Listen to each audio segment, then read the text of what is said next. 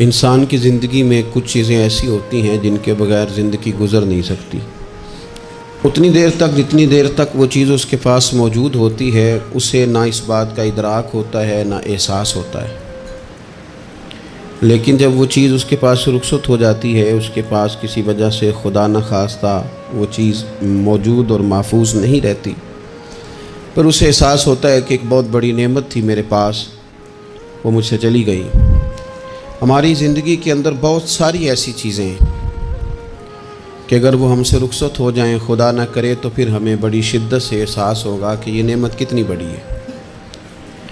آپ قوس و قزح کے رنگ دیکھتے ہیں، دھوپ اور چھاؤں میں لوگوں کے چہروں کو ملاحظہ کرتے ہیں، آپ اپنے بچوں کو محبت کی نظر سے دیکھ کر دل کو ٹھنڈا کرتے ہیں، آپ اپنے ماں باپ کو محبت کی نظر سے دیکھ کر کامل حج کا ثواب حاصل کرتے ہیں، قرآن مجید کی زیارت کر کے آپ اپنے دل میں بہت سارا سرور محسوس کرتے ہیں، لیکن یہ ساری نعمتیں اتنی دیر تک آپ کے پاس ہیں جب تک آپ کے پاس آنکھ کی نعمت موجود ہے۔ اگر یہ رخصت ہو جاتی ہے نا، اگرچہ اتنی ساری نعمتوں میں یہ ایک نعمت ہے، لیکن آپ آنکھ نہیں ہے تو آپ کو تو اپنوں کا احساس بھی نہیں، آپ تو اپنوں کے چہرے بھی دیکھ نہیں پائے۔ کوئی بھی نعمت جو آپ کے پاس ہے، آپ کبھی محسوس کریں کہ اگر اس نعمت کا وجود ہمارے پاس نہ ہوتا تو ہماری کیفیت کیا ہوتی۔ یہ سانس ہے، ہم 2 دفعہ سانس کا استعمال کرتے ہیں، ایک دفعہ اندر جاتی ہے اور ایک دفعہ باہر آتی ہے۔ اگر اندر نہ جائے تو بھی مسئلہ ہے، چلی گئی ہے لوٹ کر باہر نہ آئے تو بھی بہت بڑی مشکل ہے۔ تو اس کا اندر اور باہر جانا یہ زندگی کا احساس ہے۔ اگر کبھی سانس اکھڑنے لگے اور آپ کے سینے میں آپ کی سانس اٹکنے لگے تو ایک بہت بڑی تشویش ہے، ایک بہت بڑی آکسیجن ہے، پوری طرح سے انسان کو قید کر دیا جاتا ہے، اور وہ کہتا ہے کہ میرا تو سارا وجود سلامت ہے، ہاتھ کام کر رہے ہیں، پیر کام کر رہے ہیں، آنکھیں کام کر رہی ہیں، زبان کام کر رہی ہے، سب کچھ ٹھیک ہے، صرف سانس اکھڑ گئی ہے تو انسان محسوس کرتا ہے کہ یہ ساری چیزیں سلامت ہونے کے باوجود میرے کسی کام کی نہیں۔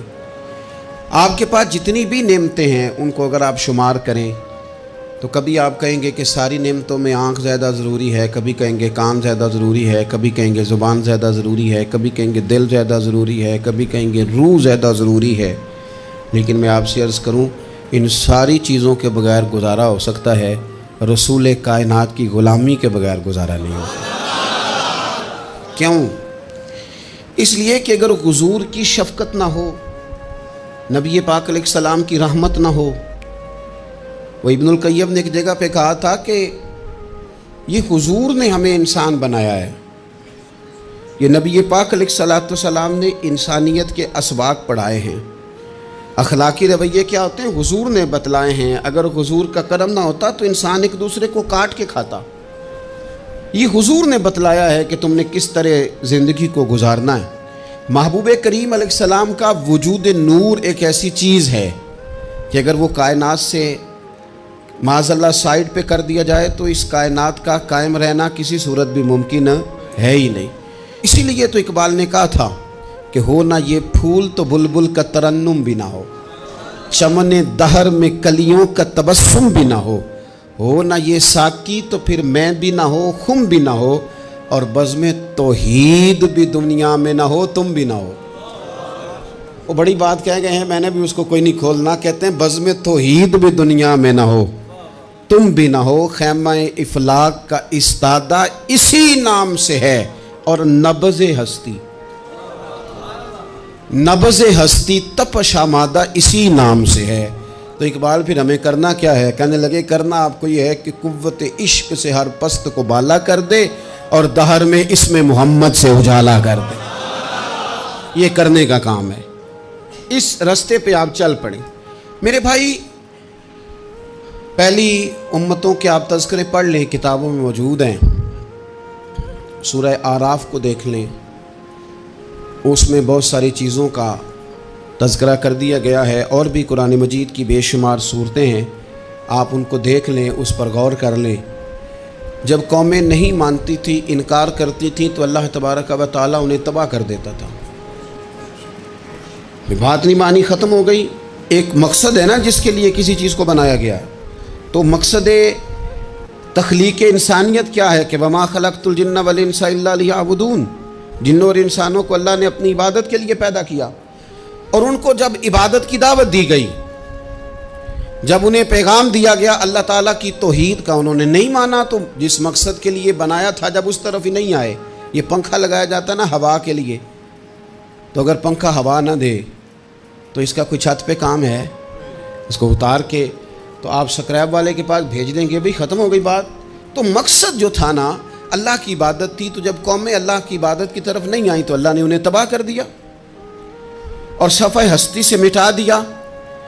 اللہ تعالیٰ کے پیارے محبوب علیہ السلام نے کفار مکہ کو، قریش کو، عالم عرب کو، عالم انسانیت کو دعوت دی، وداعیا الی اللہ باذنہ وسراجا منیرا۔ اس منصب پر فائز ہو کر حضور نے دعوت دی۔ جب انہوں نے دعوت کا انکار کیا، حضور نے انہیں عذاب سے ڈرایا، اللہ کے عذاب سے، چونکہ حضور نذیر ہیں۔ انہوں نے یہ کہا کہ اگر آپ کہتے ہیں نا کہ ہم پر عذاب آئے گا تو پھر آپ وہ عذاب لے آئیں، ہم پہ آئے۔ جب کوئی آدمی منہ سے تباہی مانگے، جب کوئی شخص اپنے منہ سے یہ کہے کہ کر لیں جو ہوتا ہے معاذ اللہ، تو اگر تو سامنے والا کمزور ہو تو شاید وہ کچھ نہ کر سکے، لیکن یاد رکھنا کئی دفعہ کمزور ہوتا ہے تو کچھ نہیں کرتا، تو کئی دفعہ مہربان بڑا ہوتا ہے، رحمان اور رحیم کئی دفعہ کرم نوازی کرتا ہے۔ جب انہوں نے کہا نا کہ لائیں وہ عذاب ہے محبوب جس کا آپ وعدہ کرتے ہیں، تو اللہ نے کیا فرمایا؟ فرمایا وما کان اللہ لیعذبہم وانت فیہم۔ محبوب رب کی یہ شان ہی نہیں کہ انہیں عذاب دے، کیوں؟ اس لیے کہ آپ ان کے درمیان موجود ہیں۔ اے محبوب علیہ السلام، اللہ کی یہ شان نہیں کہ انہیں عذاب دے اس حال میں کہ آپ ان کے درمیان موجود ہیں۔ آپ میری بات کو سمجھیں گے، غور کریں گے کہ کافروں کے درمیان اگر حضور موجود ہوں تو عذاب نہیں آتا، تو قیامت میں جب حضور مومنوں کے بیچ موجود ہوں گے، مجھے کہہ لینے دو نا کہ اساں جہاں گناہیاں دا جدوں اعمال نامہ فرول ہوئے، پھر ذرے ذرے نے سامنے آ جانا ہے، جو جو منہ تھی بولیا بول ہوئے، اساں بھی کول حضور دے بیٹھ رہنا ہے، لکھ عمل ترکڑی تول ہوئے، او دے کولوں بھی رب نے حساب لینا ہے جیڑا بیٹھا ہی محمد دے کول ہو صلی اللہ تعالی علیہ وسلم، او دے کولوں بھی رب نے حساب لینا ہے جیڑا بیٹھا ہی محمد دے کول ہوئے، جس کو کہتے ہیں قیامت حشر، جس کا نام ہے، جس کو کہتے ہیں قیامت حشر، جس کا نام ہے۔ تیرے دیوانوں کے لیے وہ دن تو جشن عام ہے، زیارت ہوگی نا حضور کی، تیرے دیوانوں کے لیے وہ دن تو جشن ہے۔ اور ایک شاعر نے اور بات کھول دی، کہنے لگا ہر نظر کانپ اٹھے گی محشر کے دن، خوف سے ہر کلیجہ دہل جائے گا۔ اچھا جی پھر کیا ہوگا؟ ہر نظر کانپ اٹھے گی محشر کے دن، آنکھیں پھڑ پھڑائیں گی، کانپیں گی اور کلیجے پھٹیں گے۔ منظر ہی ایسا ہوگا، انسان اپنے پسینے میں ڈبکیاں کھا رہا ہے، حساب کا وقت آ گیا ہے اور سورج سوا نیزے پہ ہے، زمین دھڑک رہی ہے، تو کہنے لگے ہر نظر کانپ اٹھے گی محشر کے دن، خوف سے ہر کلیجہ دہل جائے گا، پھر اوڑھ کر کالی کملی وہ آ جائیں گے، پھر اوڑھ کر کالی کملی وہ آ جائیں گے، پھر اوڑھ کر کالی کملی وہ آ جائیں گے، ہر نظر کانپ اٹھے گی محشر کے دن، خوف سے ہر کلیجہ دہل جائے گا، پھر اوڑھ کر کالی کملی وہ آ جائیں گے، سارے محشر کا نقشہ بدل جائے گا۔ میرے عزیز، حضور کے بغیر گزارا، نبی کریم کے بغیر کوئی چارہ، ہمارا کوئی سہارا ہی نہیں حضور کے بغیر، ہم کدھر جائیں سوائے محبوب کے۔ اس لیے نا صحابہ اس بات پر مطلع ہو گئے تھے، وہ نا بڑی بڑی دھیمی دھیمی باتیں پوچھتے رہتے تھے، اطلاع مل گئی تھی نا کہ اصل کرنا کیا ہے۔ تو جو رازدار لوگ ہوتے ہیں نا وہ پھر دھیمے دھیمے راز کی باتیں کرتے ہیں۔ حضرت انس بن مالک حضور کے خادم تھے، اماں نے دے دیا تھا حضور کی بارگاہ میں، کہتے ہیں میں 10 سال مدینے میں حضور کی نوکری کرتا رہا، تو قریب سے دیکھا تھا نا سارا کچھ، بہت ساری احادیث ان سے مروی ہیں، بڑی چیزوں کو دیکھا تھا، تو ہم سیاڑے ہو گئے، باتیں سمجھ گئے، قریب رہنے والے لوگ تو قربان پچھانن والے ہیں، تو گل جان گئے گل کھول دے نہیں، تو قریب پہنچ گئے تھے نا تو سمجھ آ گئی تھی بات کی. تو ترمذی میں موجود ہے, ایک دن حضور سے پوچھتے ہیں یا رسول اللہ قیامت والے دن آپ کو کہاں تلاش کروں؟ یعنی حضور علیہ السلام سے پوچھتے ہیں حضور میں نا قیامت والے دن, بھئی بات تو یہ نا کہ اعمال ٹھیک کیا جائے, معاملات پر توجہ دی جائے, عبادات کا خیال کیا جائے, جو ہمارے ذمہ ڈیوٹیاں ہیں وہ پوری کی جائیں. تو وہ کہتے ہیں حضور وہ قیامت والے دن کہاں تلاش کروں؟ تو حضور نے بھی نہیں فرمایا کہ تو اعمال ٹھیک کر, مجھے ڈھونڈنے کی کیا ضرورت ہے, کہاں ڈھونڈوں؟ تو حضور فرمانے لگے مسکرا کے فرمانے لگے, چونکہ قربان پچھانن والے ہیں تو اے گل جان گئے گل کھول دے نہیں. حضور علیہ السلام سے کہا یا رسول اللہ میں نا قیامت والے دن کہاں تلاش کروں؟ تو حضور فرمانے لگے حوض کوثر پہ. یا رسول اللہ وہاں کیا ہوگا؟ تو فرمایا امت پیاسی آئے گی تو میں جام بھر بھر کے پلاؤں گا, میں جام بھر بھر کے پلاؤں گا. ایسا کہ تیری خیر تیرے میں کدے کی خیر, ایسی پلا کہ جس کا نشہ عمر بھر رہے. اور ایک نے کہا تھا کہ طیبہ سے منگائی جاتی ہے, سینوں میں رچائی جاتی ہے, توحید کی میں پیالوں سے نہیں نظروں سے پلائی جاتی ہے. حضور صلی اللہ علیہ وسلم نے فرمایا حوض کوثر پہ بھی جام پلائیں گے. سیانے بڑے تھے, حضرت انس اور بلا ہمارا کر رہے تھے. یہ حضور سے پوچھ کے نا تو ہمیں ایڈریس بتا رہے ہیں, کیونکہ حدیث روایت کر دی نا تو ہمیں ایڈریس سمجھا دیے, پتے بتا دیے کہاں پہنچنا ہے, ساری جگہ سمجھا دی. چلیں جدید دور آ گیا ہے, انہوں نے لوکیشن بتا دی کہاں کر کے نا کس جگہ جا کے سٹاپ کرنا ہے کام. یا رسول اللہ وہاں ملاقات نہ ہوئی تو حضور نے فرمایا پھر پل صراط پہ آنا. یا رسول اللہ وہاں کیا ہوگا؟ فرمایا امت گزر رہی ہوگی اور میں دعائیں مانگ رہا ہوں گا, رب سلم امتی رب سلم امتی, یا اللہ میری امت کو سلامتی سے گزار دے. تو وہاں آ جانا, میں دعائیں وہاں مل جاؤں گا. قربان جائیں. فاضل بریلوی بول پڑے, کہنے لگے خدا کی رضا چاہتے ہیں دو عالم, خدا چاہتا ہے رضائے محمد. اجابت کا جوڑا عنایت کا سہرا, دلہن بن کے نکلی دعائے محمد. اجابت نے جھک کر گلے سے لگایا بڑی ناز سے جب دعائے محمد. رضا اب پل سے وجد کرتے گزریے کہ ہے رب سلم دعائے محمد صلی اللہ تو عرض کی یا رسول اللہ وہاں ملاقات نہ ہوئی تو؟ میں نے کہا وہ ہمیں لوکیشن سمجھا رہے تھے, انہیں تو پتا تھا پہلے ہی. ایک قربان پچھانن والے ہیں تو ایک گل جان گئے گل کھول دے نہیں. تو وہاں نہ ملاقات ہوئی تو حضور نے فرمایا پھر میزان عمل پہ آنا. یا رسول اللہ وہاں کیا ہوگا؟ فرمایا امت کے عمل تول رہے ہوں گے اور میں ان کے لیے دعائیں کر رہا ہوں گا. میں نہیں جا سکا کبھی بچوں کے ساتھ پیپر دلوانے, استاد کو اجازت نہیں دیتے, کہتے ایک ایگزامینر اور آئے گا کوئی, جس نے پڑھایا ہو اسے اجازت نہیں کہ تو جا. ابا جی کو اجازت نہیں ہوتی کہ وہ ایگزامینیشن ہال میں جائے, وہاں تو کوئی اور لوگ آتے ہیں. یہ بھی عجیب سبق ہے نا کائنات کا کہ سارے تعلیم و تربیت کے اسباق بھی حضور پڑھائیں, رنگ بھی سارا حضور ہی بتائیں, اور قبر کے سوالات بھی سارے ہمیں حضور بتا دیں, اور جب پیپر ہونے لگے تو سرانے بھی کھڑے ہو جائیں. تو پھر کہہ لینا ایک دفعہ پھر کہ وہ دے کولوں کی رب نے حساب لینا, جیڑا بیٹھا ہی محمد دے کولوں, وہ دے کولوں کی رب نے حساب لینا. میرے عزیز ہمارا گزارا نہیں حضور کے بغیر. لوگ اصل میں نا ہمارا مسئلہ نہیں سمجھتے, ہمارا مسئلہ کچھ اور ہے. لوگ ہمیں نا بلا وجہ پریشان کرتے ہیں, کبھی جھنڈے سے, کبھی ڈنڈے سے, کبھی جھنڈی سے, کبھی کسی شے سے, کبھی کسی شے سے, کبھی کہتے ہیں وہ نعت اونچی پڑھ لی, کبھی کہتے ہیں سلام اونچا پڑھ لیا, کبھی کہتے ہیں وہ جھنڈیاں لگا دیں.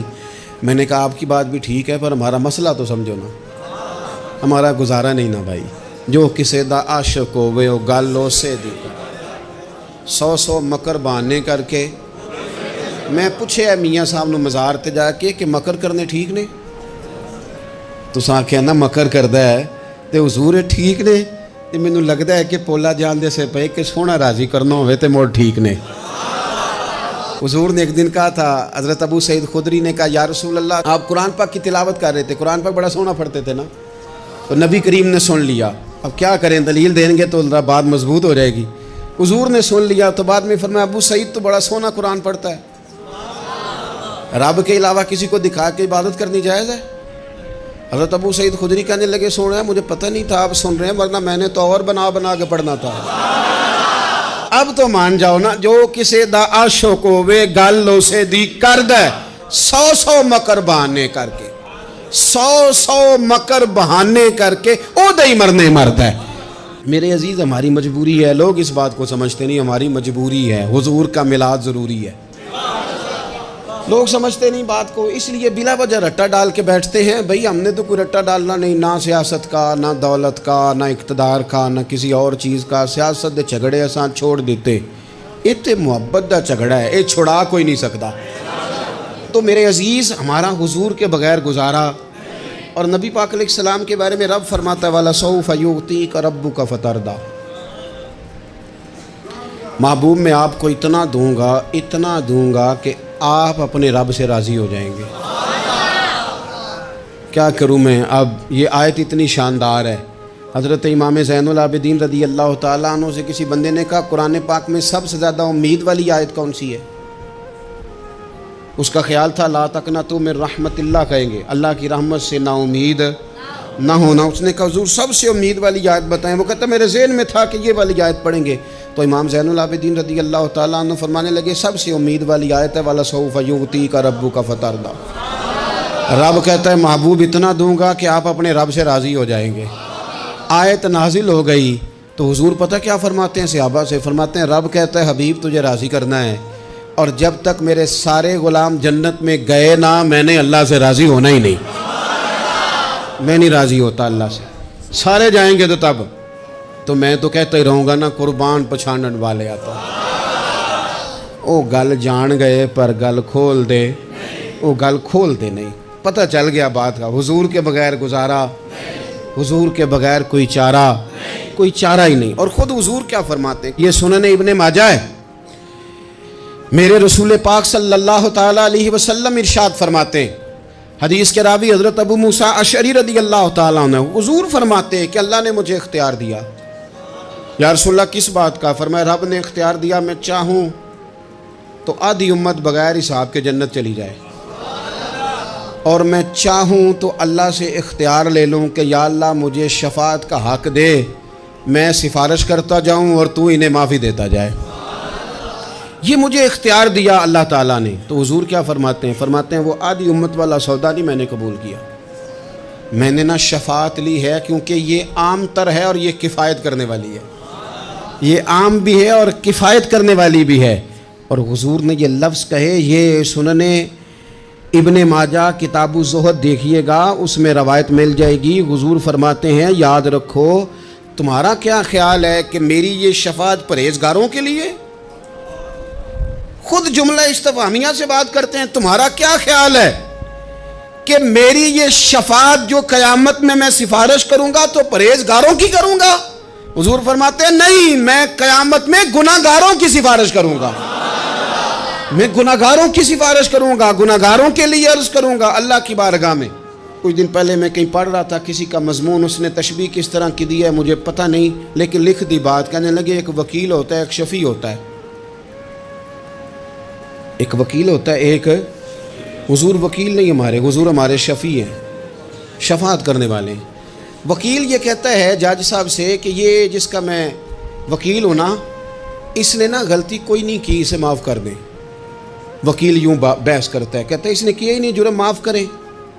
اور جو شفیع ہوتا ہے نا وہ کہتا ہے مالک اس نے سارے کیے, تو میرے آنے کی لاج رکھ اور اسے معاف کر دے. یہ وکیل اور شفیع کا یہ فرق ہوتا ہے کہ شفیع کہتا ہے سونیا سارے کیے ہیں, بڑے بڑے پاپ کیے ہیں, پر میں جو آ گیا ہوں تو مہربانی کرنا معافی دے دے. میرے عزیز حضور کے بغیر کہیں بھی گزارا نہیں ہے. ہم نے نا جب یہ بات سمجھ لی, اور پتہ ہے نبی کریم صلی اللہ علیہ وسلم نے آگے بڑھ کے خود بھی کئی مقامات پر اس بات کو کھول کر مختلف انداز میں بیان کیا. حضرت عبداللہ ابن عباس رضی اللہ تعالیٰ عنہ کی روایت آپ دیکھ لیں, یہ آپ کو مستدرک میں ملے گی.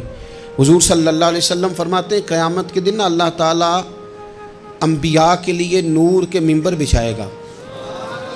ہر نبی ممبر پہ بیٹھ جائے گا, ہر پیغمبر علیہ السلام اپنے ممبر پہ جلوہ فروز ہو جائیں گے, ہر پیغمبر. لیکن حضور فرماتے ہیں میرا ممبر خالی ہوگا. یا رسول اللہ صلی اللہ تعالیٰ علیہ وسلم آپ کا ممبر کیوں خالی ہوگا؟ حضور فرماتے ہیں میں ممبر چھوڑ کے رب کی بارگاہ میں کھڑا ہو جاؤں گا، اور اس ڈر سے کھڑا ہو جاؤں گا کہیں ایسا نہ ہو کہ میں جنت میں چلا جاؤں اور میری امت رہ جائے۔ میں اپنی امت کی سفارش کروں گا، رب میری امت کی سفارش قبول کرے گا۔ فرماتے ہیں میں اتنی سفارش کروں گا کہ جہنم کا دروغہ مجھ سے کہے گا کہ محبوب کمال ہو گئی، آپ نے تو اپنا کوئی غلام دوزخ میں رہنے نہیں دیا، سارے آپ نے نکال دیے۔ کسی شاعر نے بڑی خوب بات کی تھی، اس نے کہا تھا کہ یاد رکھو قیامت کا جو دن ہے نا، یہ قیامت کا دن دراصل ہمارا وقت ہوگا خاص، جب ہم نبی پاک صلی اللہ علیہ وسلم کی بارگاہ میں جائیں گے تو ہمیں سمجھ آ جائے گی کہ دنیا میں ہم نے کئی دوستیاں لگائی تھیں پر جھوٹی لگا بیٹھے، ایک دوستی سچی ہے جو مدینے والے کی ہے۔ وہ کہتے ہیں محمد بوٹیا جھوٹا ہی جاگ سارا، اے سچیاں مدینے والے دیاں یاریاں، سچیاں مدینے والے دیاں۔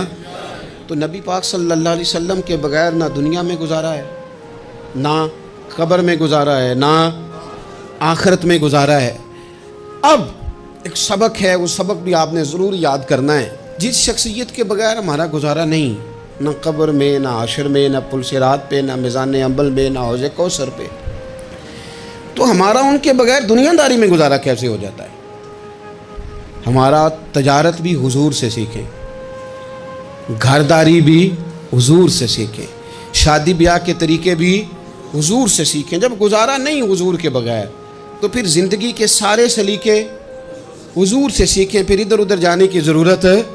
حضور کی سیرت کو پڑھیں، سوانے کو پڑھیں، حیات مبارکہ کا مطالعہ کریں۔ یہ جو ہم میلاد کا جلوس لے کے نکلتے ہیں نا، جب ہم نے بہت ساری چیزوں کو سطحی سا سمجھ لیتے ہیں معاذ اللہ بعض اوقات۔ یہ جب ہم میدان میں نکلتے ہیں نا، میلاد کے جلوس میں حضور کے نام کا نعرہ لگاتے ہیں، تو ہم للکارتے ہیں اس نظام کو جو نظام حضور سے پہلے تھا۔ امیر غریب کی تقسیم تھی، ذات برادری کی تقسیم تھی، چھوٹے بڑے کی تقسیم تھی، گورے کالے کی تقسیم تھی۔ ہم جب میدان میں نکل کے نعرہ لگاتے ہیں تو ہم اس نظام کو للکارتے ہیں۔ ہم کہتے ہیں وہ نظام نہیں چلے گا، اب حضور کا میلاد ہو گیا ہے۔ اب نظام وہ ہے کہ جس پلیٹ میں ابو بکر صدیق کھانا کھائیں گے اسی میں بلال حبشی بھی کھائیں گے۔ اب نظام وہ ہے کہ اگر غریب آدمی جرم کرے گا تو سزا ملے گی، تو اگر گورنر کا بیٹا جرم کرے گا تو سزا اسے بھی ملے گی۔ اب حضور کا نظام آ گیا، ہم اس نظام کی طرف بڑھتے ہیں۔ اپنے آپ کو حضور کے قدموں کی طرف مائل کریں۔